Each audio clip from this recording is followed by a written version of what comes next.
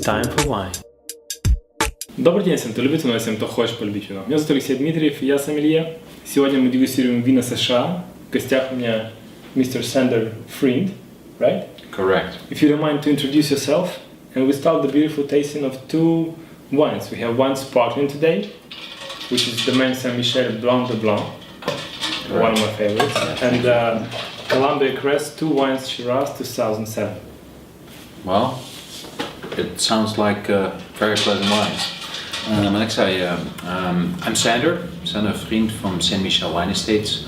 I'm responsible for European export sales and marketing, and I try to make people happy with some of our wines made in Washington, Oregon, and California. Nice. But tonight we will taste some wines from the state of Washington. Yes. And I'm going to take you to that place on a very quick, brief way to explain where we are. Great, huh? I thought you would take me to the airport. There is no more flights tonight, unfortunately. So the virtual trip would be that we go to the airport, Okay. and from Kiev we fly about 14 hours. Is it? I think it's 12. 12, yeah. Yeah, that sounds like 12. But you have to stop in Paris, then to spend some time there. You know, Okay, let's assume Paris sounds good. Although, so we fly to Paris, and from Paris we fly 10 hours to Seattle. And once we land, we're all in a very bad mood because the food was not as nice. We probably did not get Domaine Saint Michel or Columbia Crest on the plane. And today is also a rainy day in Seattle. And I've seen this, that Washington State and the vineyards there are mostly one of the most northern vineyards in USA. Is this correct or not? Yes, you are correct. Now actually I have to tell you that in all 50 states we produce wine. Some of it is fruit wine, but in most states there is true viticulture. And if we go to the west coast, we have the three known states. California is the biggest wine state with twice the size of Bordeaux.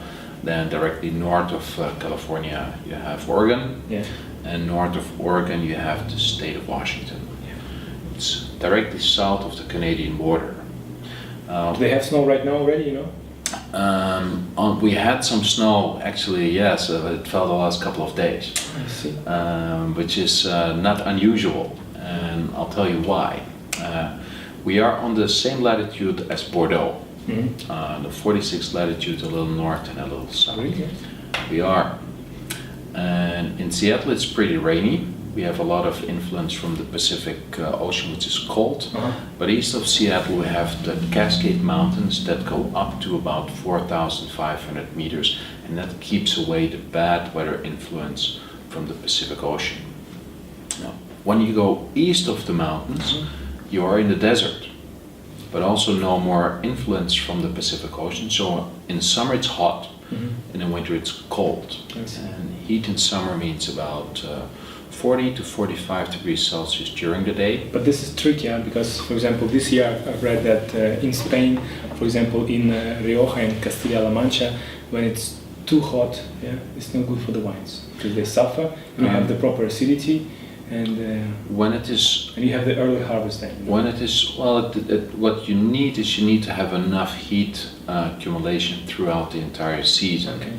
And if it's hot during the day, you get very nice fruit growth. Your sugar developments in your grapes. But if it turns cold at night, and it actually does in Washington, at night the temperatures drop to around 10 degrees Celsius. Okay. So it's big diurnal shift. Usually we went to Chile, it's pretty much the same, you know, because it's hot and it's cold and you don't know what to wear. Yeah, T-shirt, it doesn't have you in there. No, not in the evening. You forget your jacket only once. Okay. So during the day it's warm, but during the night it's cold. And because of the cool nights, we preserve the natural acidities. And at the end of the season, late September, early October, the daily temperatures drop significantly. And because of those cool periods, you keep the acidity in your fruit, and acidity in your fruit is freshness in wine. Of course. And normally the end of harvest is Halloween, because we need to celebrate Halloween. Yes, it's end of October. Do you have maybe some, I would say you don't have Beaujolais, but do Do you produce in the States a young wine, and is it proper? You don't do it, right? No, we will have a little bit of must at the winery that could be consumed, yes, but we don't do any. Not your specific winery. I mean, in the States, in general. Good for you, because as we've tasted Beaujolais Nouveau not so long ago, some people like it, some people no. You personally, you think it's crap, right? Let me say, it's a long time ago that I bought a bottle, because if I want to have something, for me it's like a wine that just stopped fermenting. Okay. Yes, it's fruit juice with some alcohol. I agree with you. Yeah. Okay, should we start tasting? Yeah. Yeah, I think Before it's about time to do that. Blanc de Blanc, right? Blanc de Blanc, 100% Chardonnay. That's correct. And it's traditional. What I like, when it's always good for me when you see the sparkling wine, but it's made with traditional method, yeah, méthode champenoise, yeah. Yes. And you know the production, the quantity. Approximately. We don't make a lot of this. We produce a few cases of sparkling wine, but when it comes to this, we make about between 8 and 10,000 cases only. Okay. So that's not a lot. What I wanted to ask you, people in Ukraine, they always, even though they produce honestly shitty sparkling wine, they call it champagne. Not even a traditional way, not even champenoise, just in big tanks and they call it champagne. What about guys in the US? They call all sparkling champagne, or they really? In the US, they still, many people call it champagne. They do. You still see méthode champenoise on labels. Yeah. That's normally not for export. Now what we do here is truly the traditional method. It is made in a way that champagne is made. I know this method, but still, I don't know if it's allowed in US to call. I know that there are a lot of fights. Can we call it champagne in US or maybe in Australia or somewhere else? But still, people in France. I think it's honestly to call it. Okay, in Spain we call it cava, right? In Italy you call it Spumante. Yes. So Germany they call it Sekt. Yes. Yeah, I agree. In the US they call it. Still they call people champagne, should call it sparkling wine, but many people still consider it. Okay. Consider champagne. Consider this type of wine to be a champagne. Okay. They don't know the difference between, or they don't know that Prosecco, champagne, all for them it's wine with bubbles, and wine with bubbles is. It's always fun, right? It's either Prosecco or it's champagne. Okay, so we start usually for. Do you pay attention to the color or no? Yes, because it should not be too dark. Yeah. It should be nice and light. And plus Chardonnay is going more to the yellow, so it's more to the ripe yellow color. That would be definitely when you have oak treatments in it. And we like very limited oak treatments in this wine because we want it to be fresh. We harvest the fruit for this wine a lot earlier than we harvest our Chardonnay for regular Chardonnay wines. The color I like, it's nicely pale. Yeah. Pale lemon. Pale lemon. Very clear. You see very fine, very small, delicate mousse and bubbles. The mousse you don't see actually right now, but the bubbles here. We have up to 18 months tirage, which is a rather long time for producers of sparkling wine in the New World. We do that because we see a difference between, as of 15 months, you truly get that autolysis characteristics in it. That what champagne is famous for, not our wine, but the true champagnes are famous for that autolysis characteristics, and we've seen that happening after 15 months of tirage. So that's why we do that. Okay, what do you find on the nose? Very nice and fresh fruits. Some lemon, some lime, some citrus, a little bit of brioche, some toast. You steal all my aromas, huh? Yeah. I really feel but you were right. Yeah, I agree. I really feel the it's like really the brioche, the small bread, which I like, with maybe some lemon. How you call it? Not when you peel the lemon. Lemon zest. Lemon zest, yeah. Some lemon zest. Some maybe, of course, dough, which from which you make different type of pies. not too much vanilla, maybe some baked apple aromas. Sometimes in Blanc de Blanc you can find some cinnamon, but I don't have it here. If you want to spit.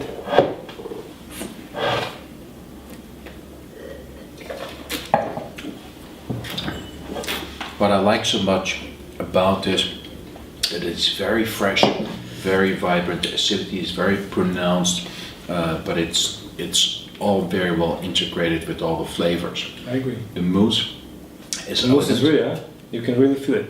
So Yeah. this wine, it really explodes in the mouth, and but it's not a bubble bath. yes, the acidity is perfect, and it's not too much. It's not, when you don't have the proper acidity, the wine seems to be dull. Like you taste and you don't have nothing. Yeah. Yeah. But the aftertaste is pretty long. Yeah. Maybe not because I was aerating it too much, but really you feel it. And what I like about this bottle, because it's 11.5% alcohol. Usually champagne is around 12, so it's a little bit less. For those guys who are scared of heavyweight wines, this is a very nice one. And on the blind tasting, of course, it's a tricky question. You represent these wines, and if I ask you, if on the blind tasting, would you say it's a classic champagne? No. I think I would not go there. Okay. Why? What is the difference here? What I find in Champagne is somewhat more of the toast, somewhat more of the Autolysis characteristic. I would find that it is close. It goes towards that direction because it is very fresh. The mousse is very elegant, and you don't get any overripe characteristics. I had some bubbles 2 nights ago. I opened it and I had high expectations from it. It came from Franciacorta in Italy, and it was made from Chardonnay, Pinot Noir, and a hint of Pinot Blanc. And the wine was very ripe. It had a lot of honey characteristics, honey and wax. I didn't like that. So it was overripe, something like that. I found it a little bit old. So you prefer? I also prefer. Actually, I'm a big fan of champagne, different sparkling wines from different countries. I really hope that one day in Ukraine we will really produce something which we should be proud of. Not only in our local market but abroad. And what about the grapes for this specific bottle? Chardonnay. Are these your own vineyards or you buy? With fruit, we have a bigger part of our fruit for this wine contracted. Yes, but we have very clear communication with the growers. Of course. And you choose the best parties always. You know why? Maybe because you pay them more, right? They get bonuses if they deliver better fruit. Okay. They get better payments. This is it makes sense for them. It's good for them. It's good for us. Okay. What reminds me a little bit of champagne though is the nicely some of the chalkiness that you find. Some minerality you find, right? Maybe. Yes. Okay, very nice example. If we compare it with some food, for me, I don't know. I'm not a big fan of fancy food like lobsters or scallops, but I really, because it's too expensive. But really, I would love if there would be a chance, I would love to go there. And what's your best dish for this wine? What would you say? That's a good one. Well, it's an outstanding wine on itself. It's a beautiful aperitif. I could probably go for some grilled white fishes. Okay. I could imagine that with some fresher sauces, not overly creamy. Okay. It can have a little bit of cream, can have a little bit of spice, but it should not be hot. I agree. I actually believe that it would do well with the boletus mushrooms. Boletus mushrooms. Some Ukrainian mushrooms though? In France they call it cèpe. Okay. This would be my homework too. Boletus mushrooms. I think they would go very well. I see. For me, honestly, if you would compare, because I'm very disappointed when people think that champagne or sparkling, which is well made, is only for celebrations. Really, I get sad. because I agree totally that the sparkling wine, or even Grey Champagne or Blanc de Blanc sparkling from States, is a great company throughout the whole dinner. You said maybe aperitif. Honestly, I would like a light aperitif, yeah. But this would be the whole dinner. If you have maybe some even chicken or rabbit or some white fish, you know, both starters and main course, good one. Okay, we proceed to red wine. I think it's time to do that. Let's do it.